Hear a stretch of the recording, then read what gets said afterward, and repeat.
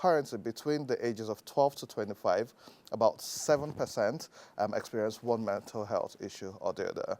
We've now minimized mental health to just, oh, I'm depressed, I'm sad, and I feel some type of way. And it's all valid. I'll tell you a story. I decided to sit down and take our time to rest in the last 2 days. And while doing that, I found myself taking stock of my year. And I was like, you know what, while it's been a good year, there were some parts where even I fell short. And it has a way of messing with your head. Now, as we enter the new year where everyone is talking about resolutions, I don't do resolutions anymore, but I think they're important. I now do prayers. I'll be talking to a very good friend of mine, and like I've said, today's episode is Andy and Friends, because I do have a couple of brilliant friends who I learn a lot from, and what a better way to end the year than doing that with people who I like and respect and trust their opinion. And joining me, I have Jakpo Ukueku, the Creative Director, CEO, Raven Strategic Communications, and also a mental health advocate. Welcome back to the show, and Merry Christmas. Merry Christmas, Andy. Thank you for having me. First of all, when did we decide that we should stop saying compliments of the season? And you have to be precise, because I told someone compliments of the season, which is me combining Merry Christmas and Happy New Year. And the person was like, what's that? And I was like, it's a combination, not collabo. Collabo, no. How are you, my brother? I'm very well, thank you. How are you? I'm all right. How's your year? It's been interesting, you know what I mean? Like, I was just listening to what you said about, like, taking stock, right? And I've been doing that, like, the past couple of weeks as well. And, yeah, it's a lot of ups and downs, but I feel it's been a year of learning and evolving for me. You know, I do agree with you that 2024 has been a year of learning. And I remember thinking a couple of weeks ago, and I was like, if this year didn't show you a bit of pepper or bring you closer to God, then you should do some extra Thanksgiving, because one way or the other, everybody did get tested. Yeah. But we're here. We made it, and Thank we've God survived this far. And like someone say, you've survived your worst days. Amen to that. Now, mental health has been a big conversation in Nigeria, which you've played an active role in. We now have a mental health bill. Do you think we've had any impact since that has been passed into law? I think the impact we've had is in terms of better attention, right? There's more spotlight on the conversation. And in some capacity, there's more conversation around it as well because of the bill. But has it really changed a lot? The issue there is funding, right? Yes, we have provisions in our bills for different things, but we don't have the funding to actually execute or implement most of what is happening. So yes, it's great that finally we are starting to move away from the conversation around lunacy, because back in the day, the previous conversation was the Lunacy Act. Now we've moved past that, where we're starting to give people that are suffering from mental health issues more respect, and all making provisions within like general health conversations as well. So yeah, but definitely needs more funding for sure. I'm glad you spoke about funding. So this year, in April, I decided, you know what, maybe I do have some unhealed trauma and some bits that I've never dug into myself. And so I'll see a therapist.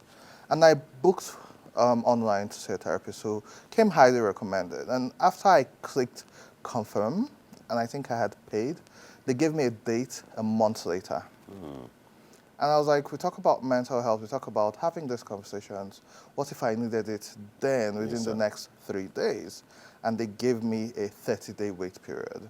And so what did I do? I had to find another therapist who I didn't have to pay before I got the date. And then I got the date and tried it. Summary is I was able to see about 4 different therapists, different styles. And I also found my bias. One of my therapists had like a lot of tattoos, tons of piercings. And I found myself being judgmental, saying, are you sure I'm not the one who has to talk to you? But it made me realize how the older generation get worried when they see young lawyers, young doctors, like young pilots. And I'm like, we listen, we don't judge. Right. However, I booked 4 different sessions with 4 different therapists. It's not cheap. No, it's not. We tell people, watch out for your mental health, do all that. It's not cheap. I think then the cheapest was about 35,000 naira, and another was about 60,000 naira, and that's for 1 hour. And if you want to do this, you should be able to put it about 8 hours over time, or maybe 4 hours. It's not cheap. How do people navigate mental health responsiveness when access to this? You mentioned funding generally, but even for the average person who wants to do this, I know how much footage 5,000 naira will buy for me in I'm this telling country. you, telling you. So I think for me is that's part of why in my own advocacy work, what I try to promote is something called like mental health hygiene. How do you create like a lifestyle where you don't get to a point where you need a therapist, right? Because apart from the funding, there's also the availability, right? Like we have like 0.1 to like 100,000 Nigerians, like psychiatrists available in Nigeria. So when you think about it, like for me, in this kind of society, we need to come to a point where we cultivate more mentally stable habits. So I'm someone that promotes a lot of total wellness, like fitness, doing activities, book reading, poetry and stuff like that, because it's really tough out here, right? Apart from the funding, also the timing. Like when you work and you're busy, there's not enough time to schedule it because you have more pressing issues, especially in this kind of context that we live in. So the funding is a problem, but I feel like we have to come to a point where the same way we pay attention to our physical health, like minding what we eat, the same way we should pay attention to our mental health in terms of minding what you consume from a content perspective. And I think that would help. It's not going to negate the fact that like there are some people that would need like further help, but I feel like it would help in terms of like shortening the gap. Interesting story about 2024. I love being fit. I love to go to the gym. I love to box. And someday I went to the gym, worked out, and came back, and I felt some pain. And I was like, I had to work out. 6 days later, I couldn't stand. I couldn't walk for 2 months this year. And this is something I haven't spoken about publicly. And I remember during that time, I had told myself that the most important part is getting my head straight. So I didn't want anybody to know because I didn't want sympathy. Because Nigerians, we talk anyhow. All right.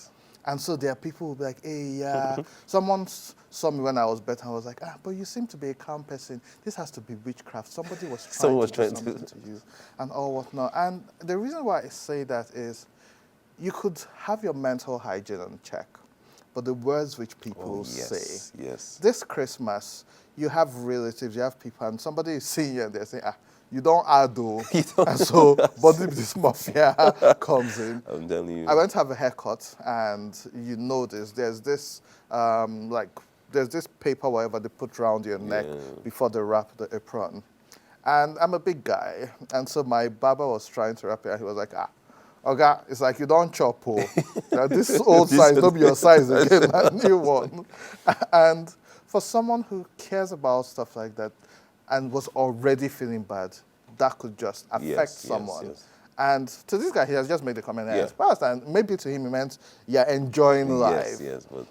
And so I imagine how many young people were told, it's another year ending, or you are not married. It's another year ending, see how you are fat. People will see people and say, see the pimples on your face, you should use moringa, you should use... Everybody always has a thing to say.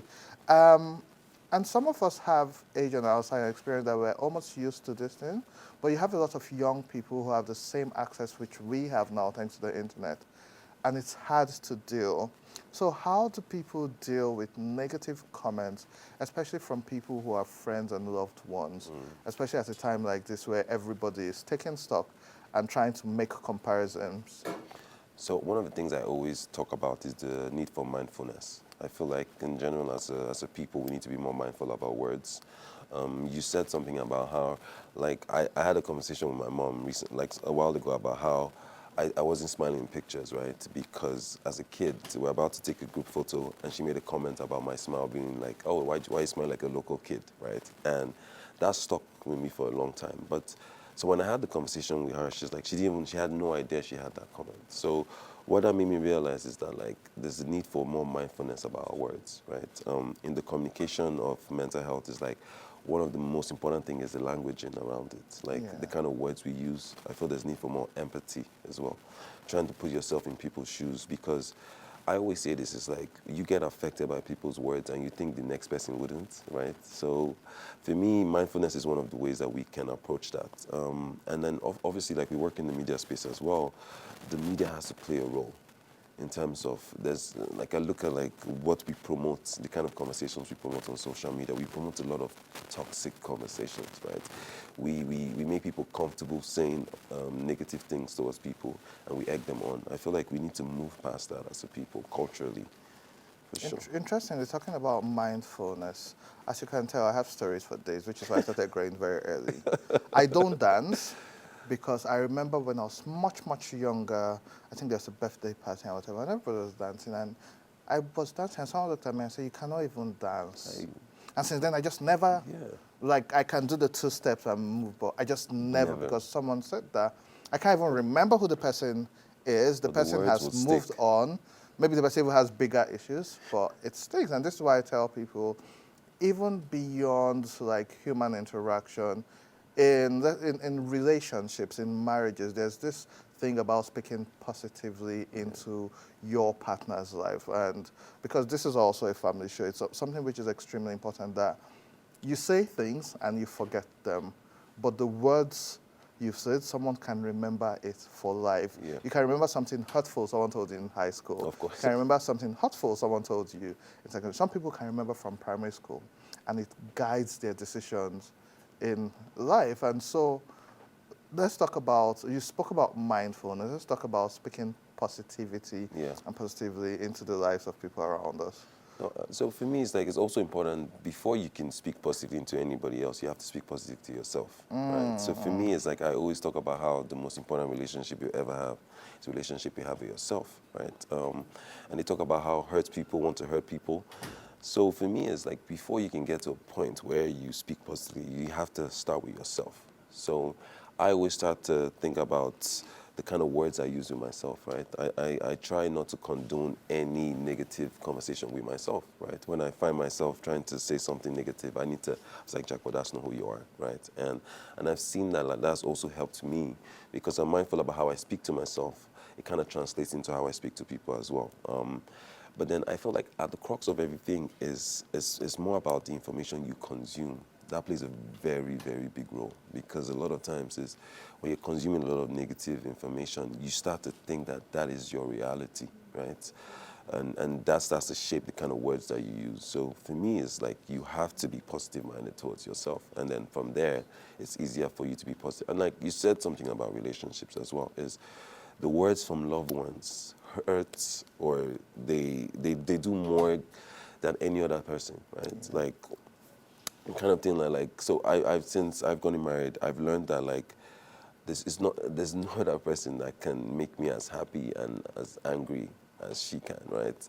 And then like she might say something random and it doesn't mean anything, but like, for me it's like, wow, like if you can say this, like what else would someone else say? So I feel like you also have to be mindful of the role you play in people's lives and how your words might mean more than other people, right? Like, so someone like you, and like I know you and your brother are really close, like there's some kind of things that he would say to you and you'd be like, guy, not Yeah. you, right? It's not you, Eddie, right? So I feel like we first of all have to be mindful of ourselves, mindful of the roles we have in people's lives and how our words can affect them very deeply. I agree with you, and I like the reminder that you brought in, where it's extremely important that we find ourselves whole as opposed to seeking it externally, and the content which you take in. Because it's easy for some of us to come here and do this every day, Yeah. and you've had moments where you've had to work when your mental health was in shambles. I've had times where I didn't want to be here, but you Oh, yeah, know, you it's a have job to to do do, what you because gotta at do. the end of the day, it's about you. And most times we focus on pouring out into other people.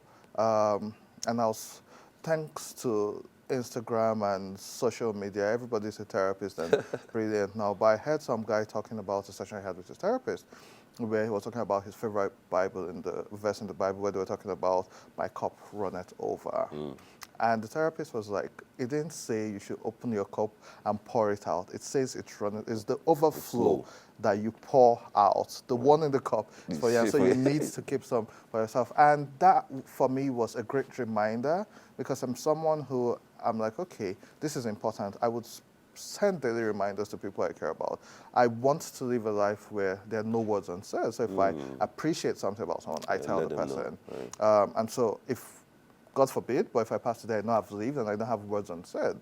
Most people hold on to the good things they have to say about people, waiting for someday later, and that may never come. But circling back, I hate that word. But circling back to what you're talking about, the content you take in, I think it's extremely important. I've spent the last 2 years listening to a lot of podcasts. Diary of a CEO, I like Trevor Noah, I like content that is just I'm learning from, Right. because the difference is spending all day on Instagram, and for everything there are 10 different opinions, and everybody's throwing stats in the air. And so yes, I do agree with you about the content which you take in. And so I do a lot of reading the Bible, I do a lot of podcasts, and lately I had to subscribe. This year I subscribed for Audible.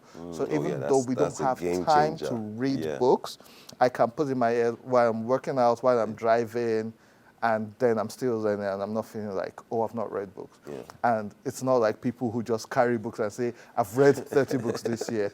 No peer pressure for me. Not at all. But you move away from all of that. It's December. It's Dirty December. There's Ghana, the hip hop artist in Nigeria. There's Tyler. There's Sawiti. There's everybody in Lagos. I hear Uber to some places in Lagos costing as much as 40,000 naira right now.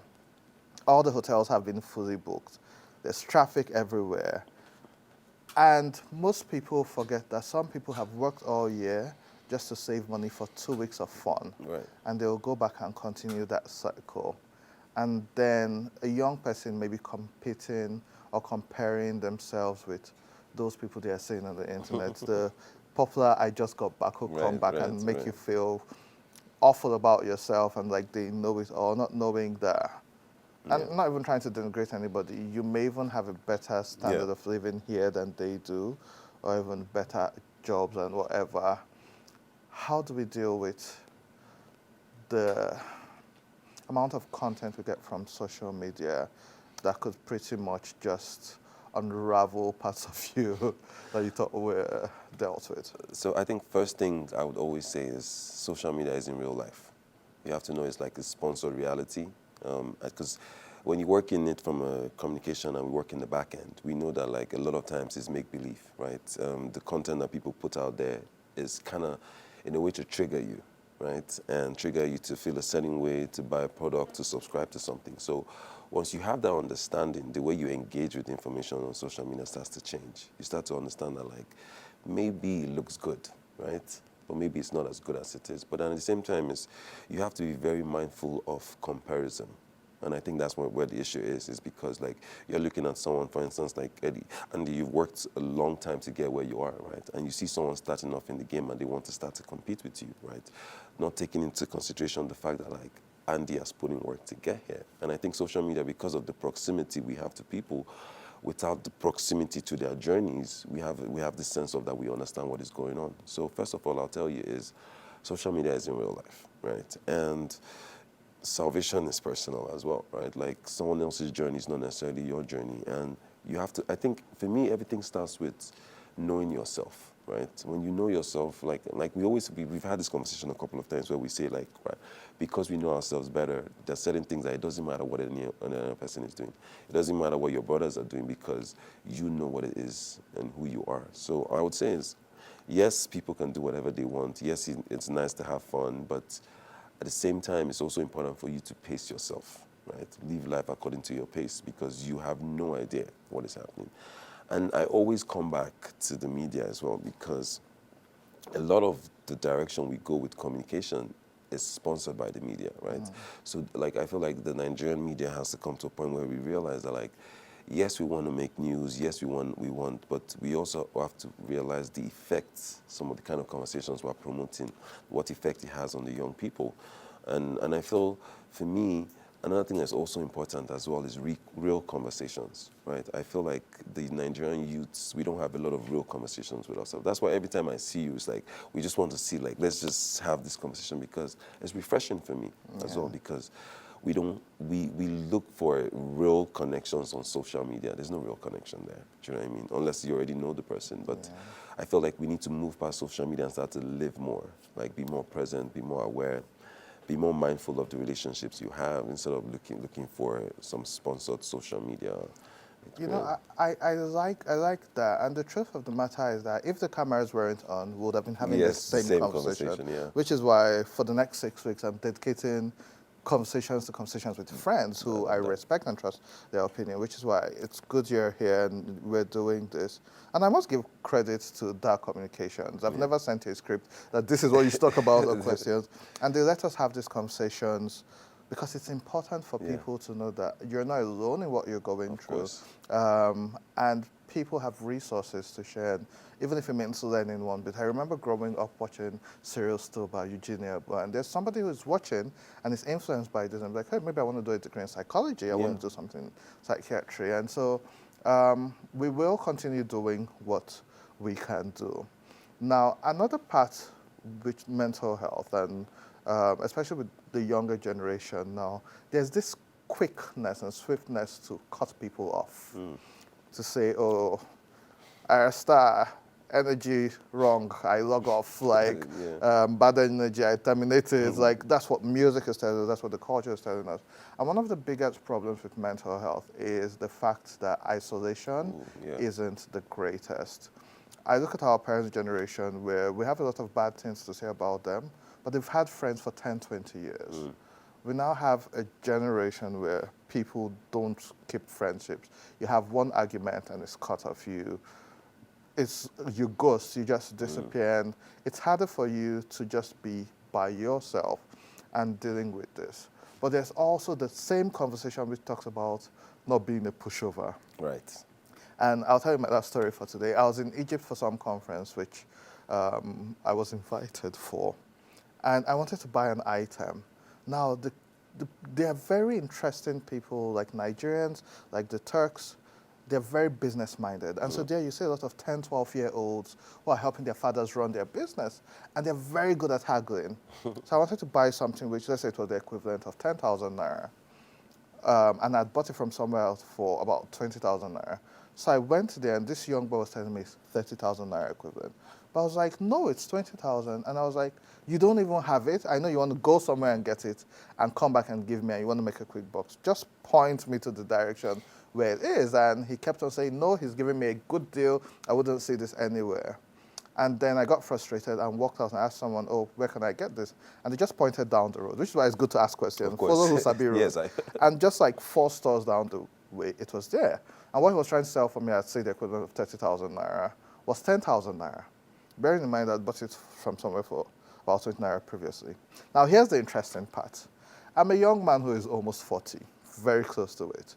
When I bought this item for the equivalent of, say, 10,000 naira, and I was walking back, I was so tempted to walk into the shop and show the boy and say, don't talk, I got this cheaper.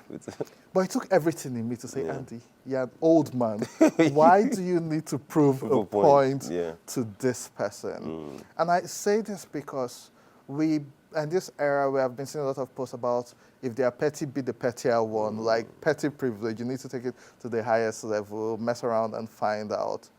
What's this thing and how do we navigate friendships with those who hurt us and fighting the urge to revenge or to be, you know when people say be the karma, don't wait for karma to happen. Because that affects a lot of things, and this is also why you don't have long friendships and people are isolated where they now deal with a lot of this. I think everything stems from the fact that like everything is so much faster, right? So people want to build connections fast, they want to break them fast, and I feel like for me it's very important that we start to be more patient with each other, right?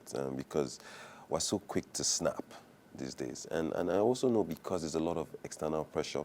So back in the day, like you're talking about, like generations before us, like it's also an exposure to information and the pace at which we're getting it, right? So because we feel we have this access, we can get information as quickly as possible, we feel like we can do without people very quickly. But you can never take away human interaction. And because we're social animals, right?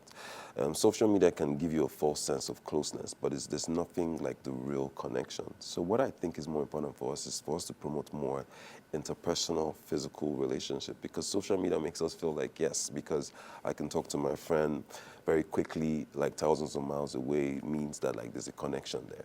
No, but I feel there's a need for us to pay more attention to our relationships, have more honest conversation, and then you realize that like sometimes all this misunderstanding is just a question of timing, right? And another thing that I always try to do is not react immediately, right? Just take a pause, right? Because sometimes the words, like you were talking earlier, it's like you can't take them back, right? Sometimes it's because you've said something, because you're upset now, you can't go back. And for me, it's like, there's no harm in being, like, I know you might look like a pushover if you're being the bigger person, but I feel like there's nothing wrong with, for your own peace, because I see some of the conflict that I've had, and I'm looking at this person's living their life well, but I'm harboring something. So I feel for your own peace, it's important that, like, you find more time and you pay more attention to your relationship, take more time to, but I think the major thing as well is assumption. We assume a lot, right? So I was having a conversation with a friend of mine, and he was talking about another friend, and I said, have you had this conversation with this person? Everything I hear you say is an assumption, right? Approach this person and say, this is what I feel, right? Because a lot of times when you have this conversation, you realize, like, this person it's just a question of perspective. Like, you guys are talking about the same thing, just looking at it from different angles. And I feel like mindfulness is something I would always say. Like, I feel like we cannot emphasize that enough, because it's so easy to be caught up in your own life, and you feel like, yes, you're the only one dealing with stuff, right? But then when you're more mindful and you have more conversation, I think what it does, it brings you back to earth. It makes you realize that, like, we're all human beings. We all have issues. And another thing I feel like is important as well is community. Yeah. Right. So you talked about the isolation thing. Something that, like, has really helped me in the past couple of years is I'm a part of the literary community, and, like, when I feel some type of way, I just go to open mic events, and I see creative people express themselves, and in watching them express themselves, there's a connection that I feel to them. And also I play, like, football. Like, so playing sports with people, and I realize that, like, yes, we can yell at each other, but once we step out the pitch, like, there's more friendship. So I would say is, social media is this bubble, right? Step out of it and you realize that, like, your relationships and your friendships can be more wholesome. Okay, rapid fire. What are your thoughts about New Year resolution? So for me, like, you're talking about New Year resolutions, I don't know if I completely believe in it, but what I do believe in is taking the lessons that I've learned from last year, right? One of the things that I've learned is I'm not as smart as I think I am. There's a lot more learning, and I think that's something that I'm like, being more open, right? Okay, answer my next question. Tell me 3 things you want to stop doing next year. Definitely want to stop procrastinating, for One. sure. I definitely want to stop being too spontaneous, right? I don't think I plan enough, and I know my wife will be looking at me saying, yes, I've been telling you that. Yeah, so I'll definitely She's here, by the way. yeah, so and she's smiling. I'll definitely be taking that. But just generally, and I think stop eating late. Yo, that's my biggest problem Stop in this eating late, whole life. actually. Okay, That's the problem. so 3 things you would like to start or do in 2025. Definitely want to write more, because I feel like writing is one, it's very therapeutic, right? Putting my thoughts down, jotting them down. Definitely want to travel more, for sure. And I did a lot. I've done a lot of work in terms of, like, grassroots work for sports, and I definitely want to get involved in that. I feel, for me, part of why we're struggling as a people is we're always expecting someone external to save us, and I've said this to a couple of people, is when I started working for myself, I stopped blaming the government as much, because I realized that the Nigerian people were kind of doing ourselves, right? So I feel like for me is I want to be a more active citizen in terms of giving back and doing, not for the optics, because I feel like that's part of the problem as well. It's like a lot of the work that people do in these countries is for optics, but I want to be more involved for depth and just to try and make Nigeria better, because I do believe in Nigeria. Good. Final question. What 3 things are you proud of yourself about from 2024? I think one of the first things, so I started a new business this year, and I think it was out of, I think sometimes God wants to put you in a corner so that you realize that, like, maybe the direction that you're going isn't right. I think one of the things I was proud of was being able to stop a relationship that wasn't favoring me and starting something new. Also, the work that we did in mental health this year, right? I was very, very proud of the fact that, like, we've